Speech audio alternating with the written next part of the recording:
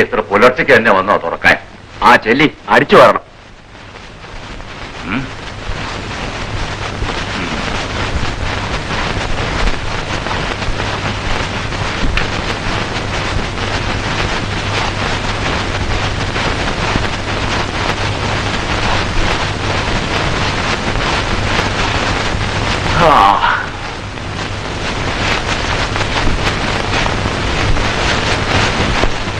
എന്തൊരുറക്കം എന്റെ മോക്ക്. പെൺകുട്ടികൾക്ക് ഇങ്ങനെ ഉറക്കം നന്നല്ല.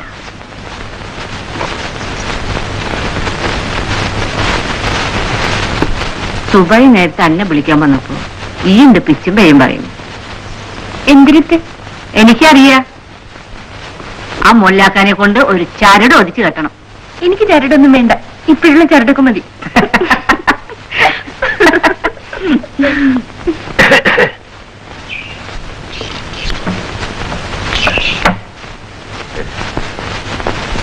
എന്താ മമത രാവിലെ തന്നെ? ചെയ്താലിന്റെ കത്തുണ്ടായി. എന്തേ കത്തിലിപ്പം വിശേഷം? പുതിയാപ്പളയ്ക്ക് സുഖം തന്നെയല്ലേ? ഞാൻ വായിക്കാം, നിങ്ങൾ എങ്ങോട്ട് ഇരിക്കും. അതൊന്നും വേണ്ട. അനക്ക് വന്ന കത്ത് ഞാൻ എന്തിനാ വായിച്ചു കേൾക്കണം? സിമെന്റിന്റെ കാര്യം ഇനിയും ശരിയായിട്ടില്ല. ഈ സിമെന്റ് എന്ന് പറഞ്ഞാൽ എനിക്കൊന്നും തരൂല്ല. അത് ഈയും ചെയ്താലും കൂടി അങ്ങ് നോക്കിക്കും. എനിക്കിതൊന്നും വായിച്ചു കേൾക്കണ്ട.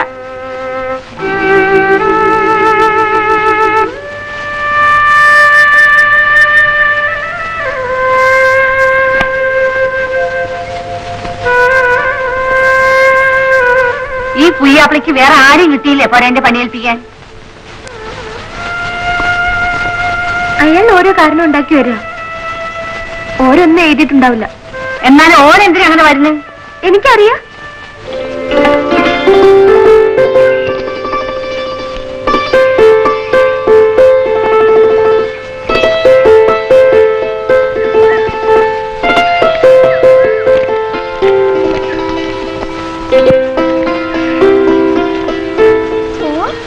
പുതിയ പാവാടയാണല്ലോ.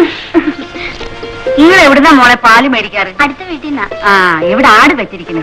മോൾ അമ്മനോട് ചോദിക്ക് പാല് വേണോന്ന്. നല്ല രസമുണ്ടോ കുട്ടികളെ കാണാൻ? വാ.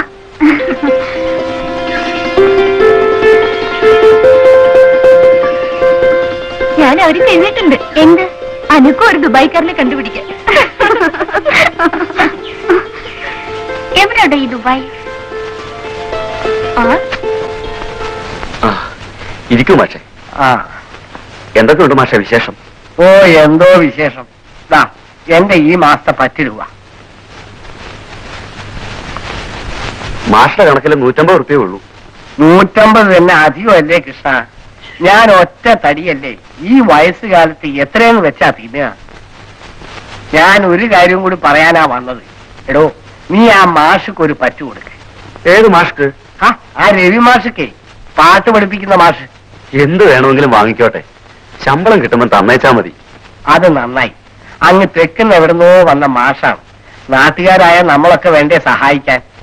അപ്പൊ ഞാൻ ഇറങ്ങട്ടെ, 2-3 പേരെ കൂടി കാണാനും. ബാക്കി ശരി, ഞാൻ പോട്ടെ. ഓ,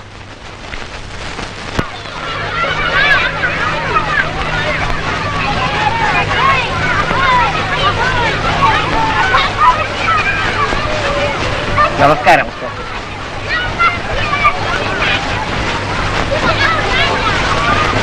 തനിക്ക് രാവിലെ വരുമ്പോ ഒന്നുമില്ലെങ്കിൽ ഒരു പേനയെങ്കിലും കൊണ്ടുവന്നൂടെ? പാട്ട് പഠിപ്പിക്കുന്ന മാഷക്ക് എന്തിനാ ആശാന പേന അതങ്ങ് പാടിയാ പോരെ